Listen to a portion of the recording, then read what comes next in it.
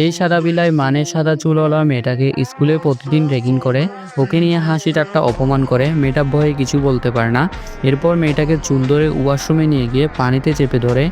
এখানে থেমে যায় না, মেয়েটার গালে জোরে জোরে থাপ্পড় মেরে রক্তাক্ত করে। এই ছেলেটা চুপচাপ দাঁড়িয়ে সবগুলোকে চিনে রাখে। রাতের বেলা যখন মেয়েগুলো পার্টি করে, ক্লাসরুমের ওই ছেলেটা আসে। এই লাল চুলওয়ালা বাদর মেয়েটাকে ধরে ভয়ঙ্কর মাইর দেয়। অন্য মেয়েটাকে তুলে আছাড় মারে। তারপর ছেলেটা বলে, আর যদি র্যাগিং করতে দেখি তোদের এমন অবস্থা করব নিজেকে চিনতে পারবি না। রাতে সেই উড়াধুরা মায়ের পর সকালে সবাই হাসপাতালে সাদা বিলাইয়ের কাছে ক্ষমা চাইতে আসে।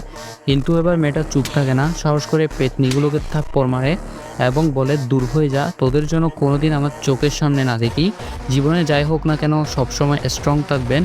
এই স্টোরি থেকে আপনি কি শিখতে পারছেন কমেন্টে জানিয়ে দিন। এমন অসাধারণ সব গল্প দেখতে এখনই সাবস্ক্রাইব করে ফেলুন।